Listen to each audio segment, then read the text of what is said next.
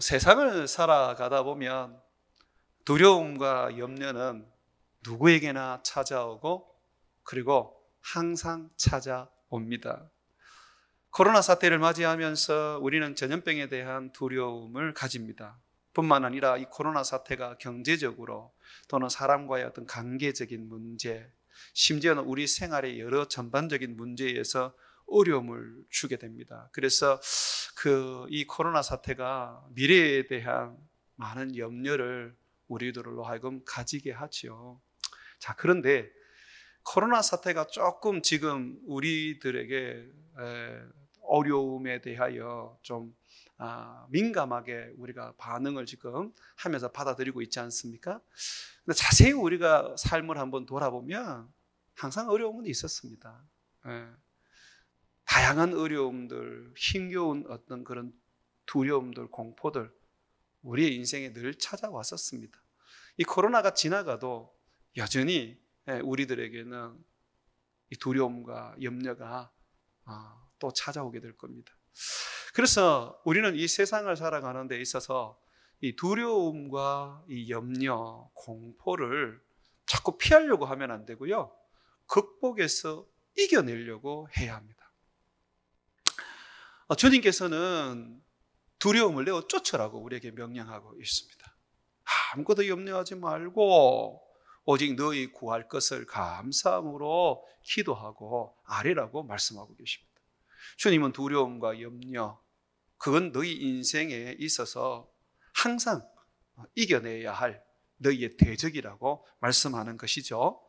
그렇기 때문에 우리가 이 코로나 사태가 좀 더 심각해진다 해서 막 두려워하고 또는 이것이 좀 코로나 사태가 좀 좋아져서 좀 괜찮아진다고 해서 기뻐하고 그냥 그것으로 만족해서는 안 됩니다. 이 코로나 사태 속에서 어떤 문제가 생기든 코로나가 아니라 하더라도 어떤 염려와 두려움이 오든 우리는 항상 그것을 맞닥뜨려서 이겨내고 극복하고 물리쳐야 하는 것입니다. 오늘 성경 본문에 보면 이 사도들이 감옥에 갇혔다가 그 다음날 재판장에 서서 재판을 받는 장면이 나옵니다. 사도들은 능력의 말씀과 성령의 역사로 말미암아 복음을 전하는데 순식간에 8,000명이 예수를 믿고 예수님께 돌아오게 되는 기적을 맛봅니다. 그들의 손에는 많은 이적이 일어났고요. 또 그들은 병도 고치고 귀신도 내어쫓는 정말 사람들이 깜짝 놀라는 그러한 권세를 행했습니다. 그런데 이 두려움과 염려 여전히 이들에게 찾아왔습니다. 성전에서 예수님의 부활을 증거했다고 해서 성전 미문에 앉아있는 40년 된 나면서 못 걷는 사람을 고쳤다는 그 어떤 이유로 해서 감옥에 갇히게 됩니다. 그리고 그 다음날 대제사장과 장로들 앞에서 재판을 받게 되는데 그 재판장은 예수님이 한번 섰던 재판장이었습니다. 십자가에 못 박혀 죽기 전에 섰던 죽음의 재판장이었습니다. 그곳에서 예수님은 죽음을 언도받았죠. 물론 그들의 손으로 죽이지 않고 로마 빌라도의 손에 의해서 죽였지만 그러나 이 백성들의 지도자와 장로들과 대제사장이 재판장으로 했던 그 재판장은 예수님을 십자가에 못 박았던 재판장이었습니다. 거기에 제자들이 쓴 거예요. 우리가 상식적으로 생각해 보면 제자들이 참 두려워했을 것 같아요. 이적과 기적을 행하고 수많은 사람들이 예수를 믿으면서 정말 놀라운 하나님의 어떤 그런 능력이 나타나고 있는데 그런데 백성들의 지도자와 대제사장과 장로들은 전혀 요동치 아니하고 자기들을 예수 그리스도를 증거한다고 해서 예수 이름으로 병든 자를 고친다고 해서 감옥에 집어넣고 재판장에 세우는 거예요. 이적과 기적을 행하도 이들에게는 아무런 영향이 없는 거예요. 하나님을 두려워하지 않는 거예요. 그러니 이 사도들이 감옥에 갇혀서 한편으로는 내일이면 나도 예수님처럼 재판을 받고 죽을 수도 있겠구나 하는 그런 염려와 걱정을 가질 수 있지 않겠습니까? 그런데 성경에 보니까 전혀 염려와 걱정이 없어요. 재판장에 서서 담대하게 예수님을 증거하고 담대하게 그들이 신문을 받을 때 답변을 하는 모습을 보면 정말 위풍당당하게 보입니다. 어떻게 해서 그들은 일반 사람이라면 누구나 다 겪을 수 있는 그 두려움과 죽음에 대한 공포를 떨쳐내고 도리어 당당함으로써 담대함으로 그렇게 설 수가 있을까요? 성경은 그 부분에 대해서 이렇게 답해 줍니다. 바로 그들이 가진 믿음의 확신이다. 믿음의 확신이 어려움과 공포와 염려를 날려버리는, 그것을 뚫고 일어서게 만드는 힘이다 라고 그렇게 성경은 말하고 있습니다. 예수님의 제자들이 법정에 섰을 때에 재판관들이 신문을 하는데 그때 그들이 답변을 합니다. 그 답변 속에서 얼마나 강한 믿음의 확신을 가지고 있는지, 그리고 그 믿음의 확신이 두려움과 염려를 떨쳐 그들이 그것을 이기고 있는지를 보여주고 있습니다. 한번 본문을 통해서 한번 살펴보겠습니다. 다시 한번 보시죠. 사도행전 4장 8절에서 12절입니다. 이에 베드로가, 여기서 이에 베드로라는 것은 이제 재판관들이 신문을 합니다. 야, 너희가 누구의 이름으로 지금 병든 자를 고치고 부활을 설교하느냐? 성전 안에서 도대체 무슨 권세로 너희가 전도를 하고 너희가 그렇게 이 안질뱅이를 이렇게 세우느냐? 이 이제 신문을 합니다. 그럴 때 이제 베드로가 답변을 합니다. 8절입니다. 이에 베드로가 성령이 충만하여 이르되 백성의 관리들과 장로들아, 9절입니다. 만일 병자에게 행한 착한 일에 대하여 이 사람이 어떻게 구원을 받았느냐? 이 병자는 나면서 못 걷는 분으로 40년 동안 성전 미문에서 거기에 앉아서 구걸을 하던 그런 장애인이었습니다. 이 사람에게 행한 착한 일, 이 사람이 어떻게 구원을 받았느냐고 오늘 너희가 우리에게 질문을 한다면 10절입니다. 너희는, 너희와 모든 이스라엘 백성들은 알라.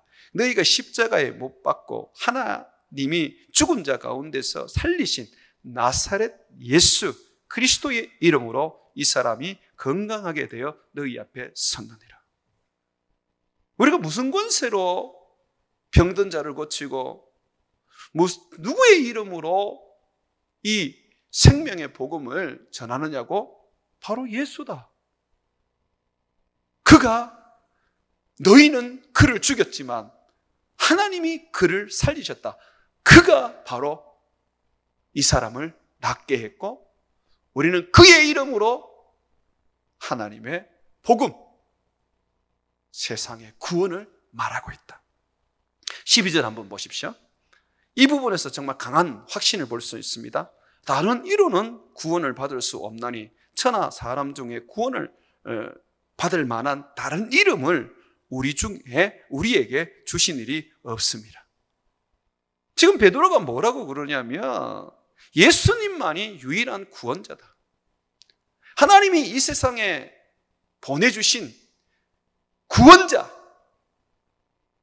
죄로부터 구원해 주시고 질병으로부터 구원해 주시고 온갖 전염병과 온갖 인생의 저주와 죽음에서 구원해 주실 분, 그분은 바로 예수 그리스도다.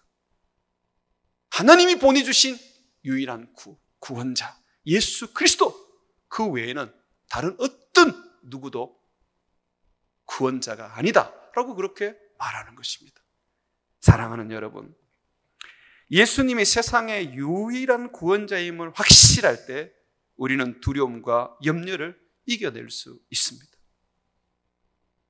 예수님은 우리가 죄로부터 구원을 얻어 하나님의 자녀가 되게 하셨습니다. 그것뿐만 아니라 예수님은요, 우리를 질병에서 구원하시고 사단에서 구원하시고, 그리고 여러 가지 삶을 살아가면서 닥치는 환난들과 또 어려움들과 관계의 꼬임들 속에서 건져냅니다. 세상은 여러 가지 문제들이 생겨납니다. 세상 속에 살아가다 보면 상상도 못했던 일들이 일어납니다. 그런 것들 속에서 주님은 우리의 유일한 구원자입니다. 우리를 건져내시는 것이죠. 예수님은 질병에서, 죄에서, 저주에서, 환난에서, 전염병에서, 가족의 문제에서, 미래의 불투명한 그런 암울한 삶에서, 죽음에서 우리를 건져내시는 구원자이십니다. 사도들은 예수님이 세상의 유일한 구원자, 인생의 모든 어려움과 두려움과 공포와 저주와 죽음에서 건져내실 구원자임을 확실히 믿고 확신했었습니다. 그것이 그들이 두려움과 공포 속에서 능히 기쁨과 평화와 하나님의 능력으로 담대함으로 살아갈 수 있는 힘이 되었던 것이죠. 제가 미국에서 유학할 때였는데 제가 작은 아파트에서 살고 있었어요. 거기에서 한 미국인 신학생 부부를 만났습니다. 신학대학원을 다니는 학생이었는데 이제 미국인이었어요. 처음에는 한 번씩 부딪히고 이렇게 얼굴을 이렇게 보면서 이렇게 대하다 보니까 그냥 인사만 하고 지냈습니다. 그러다가 이제 어느 날 이 신학생이 저에게 자기의 어떤 힘겨움을 털어놓는 거예요. 그 힘겨움이 뭐냐면 자기는 지금 살고 있는 그 도시에서 교회를 개척하고 싶은데 아내는 그렇게 할 수 없다는 거예요. 그 이유인즉 물어보니까 아내는 이 아토성 피부염으로 인해서 너무너무 이렇게 힘겨운 어떤 시간들을 보내고 있는 거예요. 제가 살았던 그 미국 그 버지니아는 나무가 참 많습니다. 그래서 이 아내는 나무에서 이제 나오는 그런 어떤 꽃가루 같은 것들이 아마 이 아토성 피부염을 일으켰던 원인이었던 것 같아요. 그래서 이 아내가 남편에게 이곳에서 개척하지 말고 바닷가 있는 쪽으로 가자. 나무가 별로 없는, 숲이 별로 없는 곳으로 가서 거기에서 내 몸을 좀 치료하자. 내가 너무 고통스럽다. 그러면서 이제 남편에게 이제 바닷가 쪽으로 가서 치료하자고 이제 그렇게 말했던 거예요. 그러니 남편은 이 아내의 그런 말을 도저히 용납할 수가 없었고 이해할 수가 없었어요. 왜냐하면 교회를 개척하는 것은 하나님의 일을 하는 거라고 생각이 드는데 아내의 병을 낫기 위해서 바닷가로 이사 가는 것은 그거는 하나님의 일이 아니라 극히 어떤 자기를 위한 어떤 육체적인 그런 어떤 일이라고 생각이 되는 거예요. 그래서 이 남편이 아내에게 그런 거예요. 네가 좀 아프더라도 좀 피부 때문에 좀 피부병으로 좀 괴롭더라도 네 기도해가 낫수라. 병원 다니면서 낫수라. 그리고 네가 고통스럽더라도 어차피 우리가 십자가 지고 살아야 되니까 여기서 개척하자. 이게 주님의 뜻이다. 그렇게 이제 얘기를 했던 거예요. 근데 아내는 너무 몸이 괴로운 거예요. 근데 그것이 결국은 갈등이 돼가지고 이혼 위기까지 간 거예요. 남편이 이 신학생이 어떤 생각을 했느냐면 이런 생각을 한 거예요. 성경에 보니까 누구든지 나를 쫓으려거든 처자와 또 자기 집과 또 전토와 모든 것을 버리고 나를 쫓아라 하는 그 말씀이 이제 있기 때문에 자기와 함께 개척을 못하고 바닷가에 가서 자기 병을 놔수자고 하는 이 아내는 이건 잘못된 어떤 부분이고 주님의 길을 걸어가지 못하는 어떤 그런 사람이니까 자기는 이제 이 아내를 버리겠다는 마음을 가지고 있었던 거죠. 거기에 아이들도 있는데 말입니다. 그 이야기를 이제 제가 듣고 이제 뭐라고 말을 못했어요. 왜냐하면 제가 영어가 그때 굉장히 짧았습니다. 인사하고 나면 더 이상 할 말이 없었습니다. 사람들은 저를 굉장히 이렇게 과묵한 사람인 줄 아는데 뭘 할 말이 있어야지 뭐 영어가 생각이 나야지 말을 하죠. 미국 사람만 보면 그냥 헬로우 하고 나면 그다음부터 말이 안 나왔었어요. 미국에 있어도. 그 얘기는 들었는데 그것도 다 알아먹지 못하고 대충 그런 이야기를 제가 들었는 거예요. 그러면서 그냥 고개 끄덕끄덕 하면서 내가 널 위하여 기도해 주겠다. 이제 그래 놓고 이제 집에 온 거죠. 집에 와서 이제 제가 이렇게 기도를 하다 보니까 이 부부가 생각이 나서 기도를 하는데 하나님의 뜻은 교회 개척이 아니었습니다. 이 전도사님이 예수 그리스도께서 사랑하신 것처럼 우리를 사랑한 것처럼 아내를 긍휼히 여기고 연약하게 여기고 이 아내를 사랑하여 이 아내의 이 병의 치료를 위해서 이 바닷가로 이사하는 것이었습니다. 제가 이제 이것을 기도하면서 이제 응답을 받은 거죠. 이제 그 응답을 받았는데 제가 응답을 받았다 해서 말해줄 영어 실력이 안 되는 거예요. 그거 굉장히 어려운 말입니다. 한번 생각해 보십시오. 하나님께서 내게 말씀하셨는데 이거 틀렸고 이게 옳다. 이걸 어떻게 다 얘기를 합니까? 그래서 말을 못하고 이제 기도 이제 응답만 받고 있는데 이제 밤에 제 마음속에 그런 어떤 마음이 드는 거예요. 그 미국인 신학생한테 가라. 그리고 말해라. 하는 마음이 드는 거예요. 그래서 제가 이 마음이 들면서 속으로 그랬어요. 야, 네가 많이 교만하구나. 영어도 안 되면서 네가 어떤 그런 생각을 하느냐. 그래서 제가 기도를 드렸어요. 하나님, 제가 어떻게 해야 됩니까? 저는 그만한 말을 할 영어가 되지 않습니다. 그런데 주님께서 네가 예수 이름으로 하면 되지. 예수 이름으로 가서 전해라. 영어라는 말이 그 사람을 변화시켜 주는 것이 아니라 네가 예수의 이름으로 가서 예수님의 그 명령대로 순종하면 하나님이 역사할 거다. 저보고는 자꾸 그런 마음을 주는 거예요. 그래서 제가 제 자신을 곰곰이 생각을 해봤습니다. 제 믿음을 한번 돌아봤습니다. 너는 예수님이 저 가정의 구원자인 것을 믿느냐? 이렇게 제가 물어봤습니다. 물어봤더니 제 안에서 대답이 이제 제가 하는 거예요. 그럼 예수님은 우리의 유일한 구원자지. 이혼 위기에 있는 저 부부도 예수님만이 구원할 수 있는, 건져낼 수 있는 유일한 분이야 하는 게 제가 고백이 되더라고요. 그래서 제가 그 다음날 바로 저희 아내를 데리고 그 미국인 신학생 집에 찾아갔습니다. 제 혼자 가는 게 너무 좀 걱정이 돼서 염려가 돼서 저보다 영어도 더 못하는 아내를 그냥 애매한 아내를 끌고 이제 가는 겁니다. 아내도 말도 제대로 못하는데 어쨌든 간에 뭐 하나보다는 둘이 안 낫습니까? 그죠? 데리고 갔습니다. 문을 열고 이제 띵동하고 문을 열고 들었는데 정말 인사하고 나니까 더 이상 할 말이 없는 거예요. 머리가 하얘지더라고요. 그러면서 이제 그들하고 앉아서 이야기를 하는데 어쨌든 간에 더듬 거리면서 네가 아내를 위해서 바닷가로 이사를 가라. 그것이 주님의 뜻이다. 제가 그렇게 이야기를 했어요. 예수님이 자기 몸을 버려서 우리를 사랑하신 것처럼 너도 희생해라. 제가 그렇게 얘기를 했어요.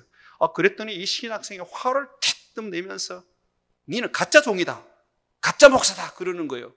그러면서 하는 말이 성경에 분명히 주의 일을 위해서 주님을 쫓기 위해서는 아내도 버리고 집도 버리고 자식도 버리라고 되어 있지 않느냐라고 하는 것입니다.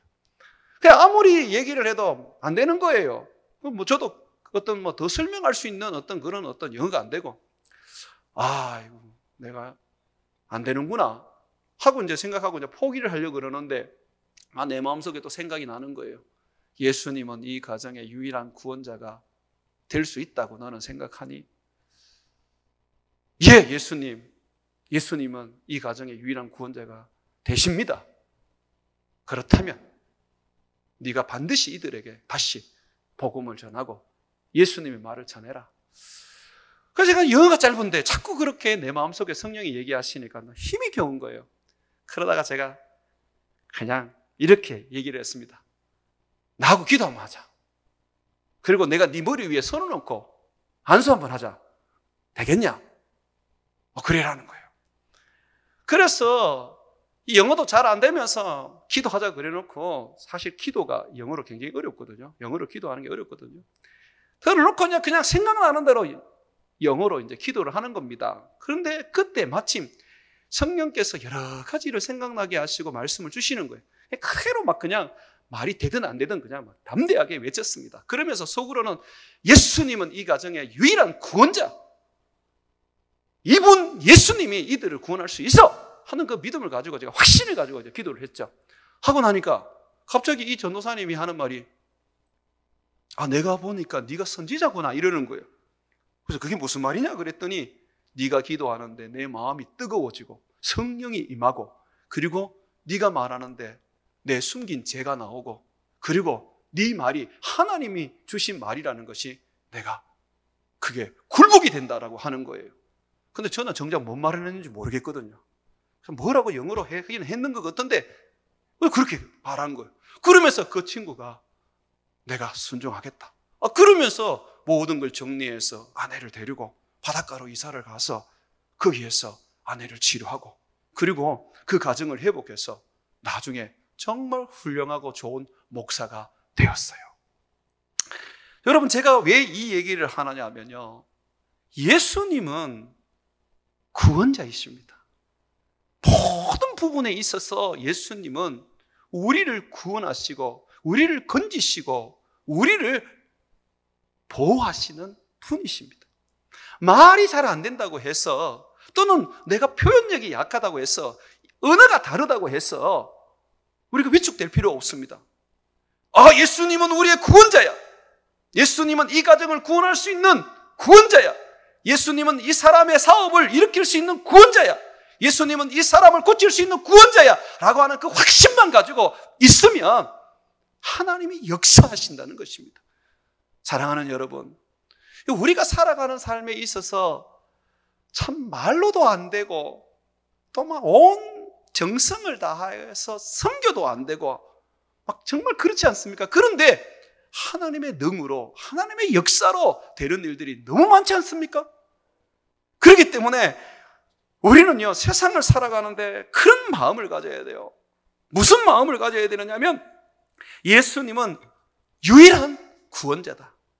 예수 앞에 나오면 모든 죄 사함받고, 예수 앞에 나오면 모든 문제 해결되고, 예수 앞에 나오면 예수께서 모든 것을 이끌어 주신다는 그 확신을 가지고 살아야 되는 것입니다. 사실 우리가 예수님 믿으면서 우리 손에 받은 게 뭐 있습니까? 어떤 사람은 병 고치는 능력도 받았다 그러고, 어떤 사람은 환상도 본다 그러고, 어떤 사람은 기적도 행한다 그러지만, 그런 분들은 굉장히 우리 중에 드물잖아요. 대부분 보면 방언도 못하는 사람들도 가득한데요. 그 능력이라는 게 없어요. 예수를 믿으면서 가진 게 딱 하나입니다. 예수라는 이름. 예수를 믿으면서 딱 하나, 우리는 예수님을 부여잡았습니다. 그런데 그게 바로 우리의 두려움과 우리의 공포와 우리의 염려에서 우리로 하여금 해방시키는, 그것들을 물리치고 세상을 이기게 만드는 힘이라는 것입니다. 능력, 은사, 이적과 기적이 아니라 예수 이름, 그 이름이 예수, 그분이 나의 구원자고 나의 능력이고 나의 힘이라는 것입니다. 예수님이 여러분의 힘인 줄 믿으시기 바랍니다. 예수님이 나의 구원자고 하나님이 나의 구원자라는 것을 믿으면요, 정말 세상을 담대하게 살아갈 수 있습니다. 성경에 보니까 이스라엘이라는 나라와 그리고 블레셋이라는 나라가 이제 전쟁을 하게 되었어요. 이 전쟁을 하게 되었는데 이 블레셋이라는 나라에는 아주 특별한 장수가 하나 있었습니다. 거인이 하나 있었는데요. 이 사람은 누구도 감당할 수 없는 그런 어떤 장수인 거예요. 이 골리앗이라는 사람입니다. 들어보셨죠? 그죠? 이 골리앗이 이제 이스라엘과 전쟁을 할 때에 전면에 나와서 얘기합니다. 야! 이 나라와 나라끼리 이게 싸우지 말자. 그렇게 우리가 하지 말고 1대1로 대표를 뽑아서 싸우자. 그래가지고 누가 이기든지 이기는 쪽이 지는 나라를 지배하고 지는 나라는 이기는 나라를 섬기자. 그렇게 했던 거죠. 그래서 이 골리앗이 내가 블레셋의 대표다. 이제 이스라엘의 대표 나와라. 그러는 거예요. 그런데 아무도 못 나가는 거예요. 워낙 골리앗이 거인이고 싸움에 능한 사람이기 때문에 두려워서 아무도 그게 못 나가는 거예요.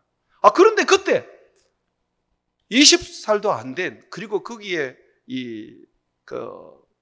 전장에 나가 있는 군사도 아닌 다윗이라는 이 한 청년이 내가 가서 이 골리앗과 싸우겠다고 이제 이스라엘 대표가 되겠다고 이제 한 거예요. 이 사람은 이 아버지의 심부름으로 지금 형들에게 이 전쟁을 치고 있는 이 형들에게 이제 군사였던 형들에게 이 음식을 좀 갖다 주러 가는 어떤 그런 사람이었는데 20살도 안 된 이 젊은 사람이 내가 이스라엘의 대표로 골리앗과 싸우겠다 그러는 거예요. 참 사람들이 보면 교만하기 그지없고 정말 철없는 어떤 그런 모습처럼 보였을 거예요. 그런데 다윗은 안 그랬던 거예요. 그에게는 두려움이 없었습니다. 골리앗이 공포의 대상이 아니었습니다. 능히 골리앗을 무너뜨릴 수 있는 그런 용기가 있었습니다. 왜 그렇습니까? 그에게는 하나님이 구원자라는 확신이 있었습니다. 이 다윗이 골리앗과 이제 싸움을 할 때 다윗이 이제 골리앗을 향해서 이제 말을 하는 겁니다. 그때 그 말 속에 이제 다윗이 하나님을 어떤 분으로 알고 있는지 이제 나와 있는데 제가 한번 읽어보겠습니다. 사무엘상 17장 45절에서 47절인데요. 다윗이 블레셋 사람 골리앗에게 이르되 너는 칼과 창과 단창으로 내게 나아오거니와 나는 만군의 여호와의 이름, 그렇죠, 예수의 이름으로 곧 내가 모욕하는 이스라엘 군대의 하나님의 이름으로 내게 나아가느니라. 이 다윗 보십시오. 진짜 예수의 이름으로 나간다니까요. 하나님의 이름으로 가는 거예요. 그 이름 하나밖에 없었습니다. 그러면서 보십시오. 오늘 여호와께서 너를 내 손에 넘기시리니 내가 너를 쳐서 내 목을 베고 블레셋 군대의 시체를 오늘 공중에 세워 땅의 들짐승에게 주어 온 땅으로 이스라엘에 하나님이 계신 줄 알게 하겠고, 지금 다윗이 지금 큰 소리 뻥뻥 치고 있습니다. 이 큰 소리를 뻥뻥 치고 있는 게 왜 그러냐면 그 다음 구절을 보십시오. 또 여호와의 구원하심이 칼과 창에 있지 아니함을 이 무리로 알게 하리라. 여호와의 구원하심이 사람들의 손에 있는 칼이나 또는 무기에 있지 아니하고 다른 무기에 있지 아니하고 하나님께 있다는 거, 구원자가 하나님 자신이라는 거 내가 알게 하겠다. 그 얘기를 지금 하고 있습니다. 그러면서 보십시오. 전쟁은 하나님께 속한 것인즉 그가 너희를 우리 손에 넘기실 것이다. 하나님께서 너희를 우리 손에 넘기실 것이다. 다윗이 20살도 안 됐고 전쟁의 경험도 없는 그런 젊은 사람이었지만 그는 골리앗 앞에 두려움과 공포를 가지지 않았습니다. 도리어 이 담대함과 당당함을 가지고 용기 있게 그와 맞서 싸웠습니다. 어떻게 그럴 수 있었습니까? 하나님의 이름으로. 그리고 그 이름은 바로 세상의 구원자임을 그가 확신했기 때문에 그렇습니다. 다윗만 그러나요? 아니잖아요. 다니엘의 우리가 세 친구 사드락, 메삭, 아벳느고도 그렇지 않습니까? 사드락과 메삭과 아벳노고가 풀무불에 던져져서 죽게 될 위기에 처하게 되었습니다. 실질적으로 풀무불에 왕이 집어넣었죠. 왕이 왜 사드락과 메삭과 아벳노고를 풀무불에 집어넣었느냐 하면 왕이 신상을 하나 세우고 모든 사람이 그 신상에게 절을 하게 했습니다. 그런데 사드락과 메삭과 아벳노고는 절하지 않았어요. 왜냐하면 그들은 살아계신 하나님만 섬겼습니다. 그들은 오직 하나님의 이름으로 살았었습니다. 그러다 보니까 이 신상에게 절을 하지 않으니까, 우상에게 절을 하지 않으니까 왕이 화가 나서 자기 명령을 거역한 이 사드락과 메삭과 아벳노고를 이제 풀무불에 집어넣게 되는 것입니다. 그 벌로서.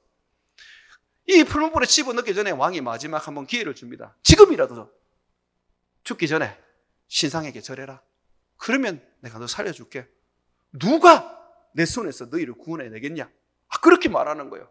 그랬더니 이 사드락과 메삭과 아벳노고가 이렇게 말합니다. 다니엘서 3장 16절과 18절에 보게 되면 왕이여, 우리가 섬기는 하나님이 계시다면 우리를 맹렬히 타는 풀무불 가운데서 능히 건져내시겠고, 하나님이 계시다면 우리를 구원해낼 것이다. 그럼 지금 다니엘의 이 세 친구 사드락과 메삭과 아벳노고가 하나님 계신다는 거 믿습니까? 안 믿습니까? 확신하고 있습니까? 안 하고 있습니까?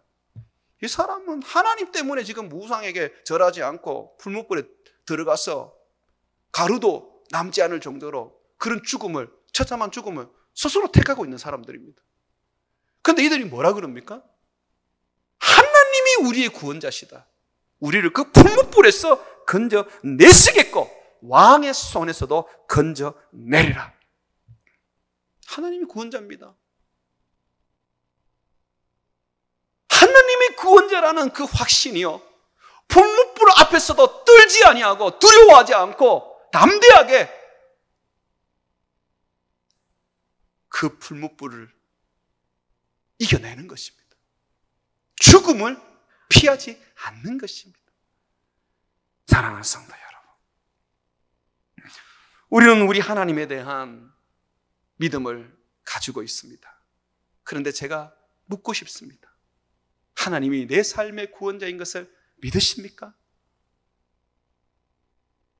여러분이 죄에서 죽어갈 때 여러분을 구원하셨을 뿐만 아니라 지옥으로 가는 여러분들을 건져서 천국으로 이끌었을 뿐만 아니라 여러분의 지금의 삶의 힘겨움과 고통과 이 코로나 사태 속에서 경제적인 어떤 그런 참 그 위기 속에서 하나님이 능히 여러분을 건져낼 유일한 구원자이심을 믿으십니까?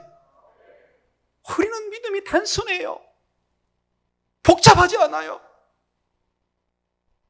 그냥 우리는 예수님이 불에서도 건져내고 물에서도 건져내고 죽음에서도 건져내고 질병에서도 건져내고 깨어진 가정에서도 건져내시는 분인 것을 그냥 믿고 사는 사람들입니다.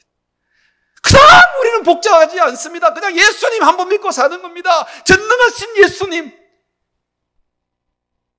창조주 예수님, 그분을 믿고 그분이 우리의 유일한 구원자이시고 우리를 건지시는 분인 것을 우리는 그저 믿고 삽니다. 그래서 위기가 오고 어려움이 오고 힘겨움이 올 때 그냥 예수님, 예수님 하면서 그렇게 예수님을 부르고 외칠 수밖에 없는 것이죠. 성경은 말합니다. 그러한 우리들에게 누구든지 주의 이름을 부르는 자는 구원을 얻을 것이다. 그러므로 너희는 시도 때도 없이 힘들든 힘들지 않든 크든 작든 모든 힘겨운 문제들 속에서 나를 찾고 불러라. 그러면 내가 너희를 건져주겠다. 우리는 하나님이 어떤 분이신지 잊어버릴 때가 많아요. 우리의 유일한 구원자라는 것을 우리는 놓칠 때가 참 많습니다. 그걸 확신하지 못합니다.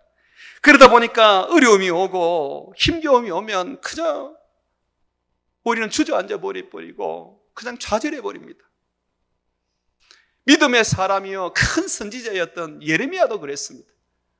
예레미야가 백성들을 향하여 끝없이 하나님의 말씀을 받아서 전하고 백성들을 살리려고 회개하라고 촉구하고 하나님의 뜻대로 순종하라고 가르쳤습니다. 그렇지만 백성들이 순종치 않아요. 듣지를 않아요. 급기야는 왕이 예레미야를 잡아서 지하 감옥에 집어넣어 버립니다. 예레미야는 그 지하 감옥에서 좌절했습니다. 그냥 주저앉았습니다. 그때 하나님께서 예레미야에게 나타나시는데, 나타나셔서 뭐라고 말씀하시느냐면요, 한번 보겠습니다. 예레미야서 31장 2절에서 3절 한번 보시죠. 예레미야서 31장입니다. 구약 성경 1100페이지 한번 찾아보십시오. 예레미야서 33장입니다. 예레미야서 33장. 33장, 죄송합니다. 예레미야서 33장 1절에서 3절 한번 보십시오. 1106페이지입니다. 예레미야가 아직 시위대 뜰에 갇혀 있을 때에 여호와의 말씀이 그에게 두 번째로 임하니라 이르시되, 자, 주님이 두 번째로 그에게 지금 말씀하고 있습니다. 어디에 있어요? 제가 볼 때는 지금 이 감옥에 갇혔는데 주님이 두 번째로 지금 그에게 말씀을 하고 있습니다. 예레미야가 첫 번째 말씀을 들어도 용기가 안 났던 건가 봐요. 자, 주님 뭐라고 하시느냐 하면 2절 한번 보십시오. 일을 행하시는 여호와, 그것을 만들며 성취하시는 여호와, 그의 이름을 여호와라는 이가 이와 같이 이르시도다. 너는 내게 부르짖으라. 내가 내게 응답하겠고 내가 알지 못하는 크고 은밀한 일을 내게 보이리라. 하나님이 지금 뭐라 그럽니까? 야, 예레미야야, 너는 왜 그렇게 실패자처럼 좌절하고 주저앉아 있느냐? 왜 그렇게 낙심하고 왜 그렇게 기운 없이 그렇게 살아가고 있느냐? 내가 누구냐? 일을 행하는 여호와, 일을 만들어서 성취하는 여호와 아니냐? 내가 너에게 말한 거 내가 행하지 않겠느냐? 내가 너를 통하여 새로운 일들을 만들고 이루지 않겠느냐? 왜 그렇게 하나님 없는 자처럼, 하나님이 무능력한 것처럼 그렇게 주저앉아 있느냐? 그러면서 주님 뭐라 그럽니까? 너는 내게 부르짖어라. 너는 내게 부르짖어라. 그러면 내가 내게 응답하겠고 네가 알지 못하는 그거 은밀한 미래를, 그리고 하나님의 놀라운 그의 계획을 알게 해주겠다. 왜 좌절하고 왜 낙심하고 주저앉고 있느냐? 네가 감옥에 있어도 나는 일하는 하나님이고, 네가 지하 감옥에 있어도 나는 일을 만드시는, 그리고 이루시는 하나님 아니냐? 내가 일하겠고 내가 새로운 것들을 너에게 보여주겠다고 하십니다. 어느 한 분이 코로나가 다시 심해지니까 막 걱정이 되는 거예요. 겨우 이제 좀 코로나가 진정되면서 좀 경제적으로 조금 다시 이제 좀 살아나는 어떤 그런 상황이었는데, 코로나가 심해지니까 그동안 힘들었던 이 어떤 자기 사업이 다시 또 어려움을 겪게 되면서 또 이 경제적으로 곤두박질 칠까봐 너무 걱정이 되는 거예요. 그래서 하나님 앞에 나와서 엎드려서 이렇게 그냥 기도하는 거예요. 기도하는데 어떻게 기도하느냐면, 하나님, 이 코로나 때문에 너무 걱정이 됩니다. 하나님이 코로나가 더 이상 번지지 않아야 되는데 하나님 번지게 되면 하나님 제가 어려움을 겪습니다. 겨우 이제 다시 일어나고 있는데 하나님 제가 완전히 주저앉게 됩니다. 하나님 하고 이제 그렇게 이제 기도를 하고 있는 거예요. 그때에 그 마음속에 하나님께서 이렇게 질문을 던지시더랍니다. 야야, 내가 누구냐 하고 묻더랍니다. 네가 지금 기도하고 있는 그 하나님이 누구냐고 묻는 거죠. 그래서 그분이 하나님입니다. 그래, 나는 어떤 하나님이냐? 전능하시고 천지를 창조하신 창조주 하나님이십니다. 자, 그렇다면 내가 지금 이 코로나를 내가 해결해 줄 수 있다고 너는 확신하느냐? 내가 너의 어려움과 힘든 문제들을 충분히 해결해 주며 이 고통 속에서 구원해 줄 너는 확신하느냐? 그 순간 이분이 정신이 번쩍 들더래요. 그렇지, 내가 하나님 앞에 기도하고 있고 하나님을 찾고 있지만 이 지금의 문제를, 이 지금의 어떤 힘겨움을, 그리고 이 코로나가 확산되면 다시 들어닥칠 이 경제적인 이 문제를 주님께서 능히 해결해 줄 수 있다는 내가 확신을 못하고 있구나. 그러면서 하나님의 음성이 들리더래요. 네가 나를 확신한다면, 내가 너희를 구원해 줄 구원의 하나님이라는 것을 확신한다면 네가 내게 부르짖어야 되지 않겠느냐.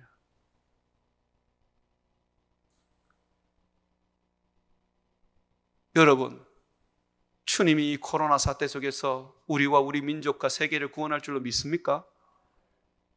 여러분의 경제적인 어려움과 나락으로 떨어지고 있는 지금 힘겨운의 여러분의 상황을 주님 아시고 여러분을 능히 거기서 건져주실 줄 믿습니까? 그럼 기도하셔야죠. 일을 행하는 하나님, 일을 만들어 성취하시는 하나님, 그 이름을 여호와라 하시는 하나님이 말씀하고 있습니다. 너는 내게 부르짖어라, 내가 내게 응답하겠다라고 말씀하십니다. 우리가 얻지 못하면 구하지 아니하기 때문에 그렇지 않습니까? 우리의 구원자가 있는데,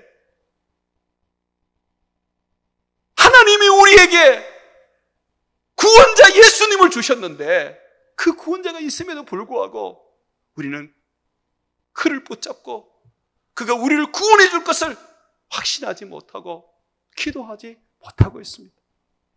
여러분, 우리가 이 코로나와 이 어려운 어떤 상황 속에서도 기도를 못하는 그 근본적인 이유가 영적 게으름과 나태함도 있지만요, 그러나 주님이 구원자라는 확신이 없기 때문에 기도를 못하는 겁니다. 주님께서 나를 구원해 주시고, 주님께서 나를 치료해 주시고, 주님께서 나를 새롭게 해 주시고, 주님께서 나를 건져 주시고, 주님께서 나를 일으켜 주실 것이라는 확신을 가지고 있으면 절로 기도하게 됩니다. 기도해야지. 주님 있는데 내가 왜 낙심해? 기도해야지. 주님 계시는데 내가 왜 주저앉아? 일을 행하시고 일을 만들어 성취하시는 하나님, 그분이 나의 구원자인데 그 구원자 예수를 아버지께서 내게 주셨는데, 나를 위하여 주셨는데 내가 왜 주저하고 앉아 있어야 돼? 기도해야지. 많은 분들이 목사님 코로나 때문에 선교도 못하고 전도도 못하고 코로나 때문에 목사님 지금 우리가 주의 일을 못하고 있습니다. 걱정입니다. 정말 그게 걱정이 되세요? 이 코로나 속에서 주님이 전도의 문을 열고 선교의 문을 열고 이 코로나 속에서 주를 영화롭게 하며 주의 일을 이룰 수 있도록 그가 그 일을 행하실 줄 우리를 믿어야 합니다.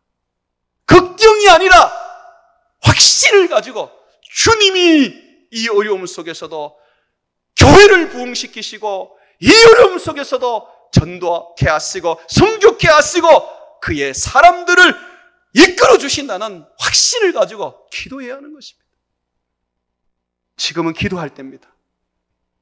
염려하고 두려워하고 주저앉아 있는 것이 아니라 비록 감옥이지만 여호와께 부르짖어서 일을 행하시는 하나님, 일을 만들어 성취하시는 그 하나님 앞에 엎드려야 하는 것입니다. 내일부터 새벽기도 나오십시오. 저하고 40일 동안 기도합시다. 제가 내일 아침부터 40일 동안 기도회를 인도하겠습니다. 주저하고 그저 코로나 지나가기만 기다리지 마십시오. 우리의 하나님, 전능하신 하나님, 우리의 유일한 구원자 하나님께서 우리를 지켜주시고 우리를 보호해 주시고 우리를 수렁에서 건져주시며 세계적으로 창궐한 이 코로나를 날려버리실 것입니다. 우리의 기도가 주의 일을 이루게 되고 우리의 기도가 살아계신 하나님을 세상에 드러내는 역사가 될 것입니다. 사랑하는 여러분, 예수님이 나의 구원자, 예수님이 나의 구원자임을 확신하고 우리 주의 이름으로 세상을 바꾸고 다시 선교의 길을 열고 전도의 문을 활짝 열며 우리 베들로 교회에 주신 사명을 다시 감당할 수 있도록 우리가 만들어 가시기를 주의 이름으로 축원을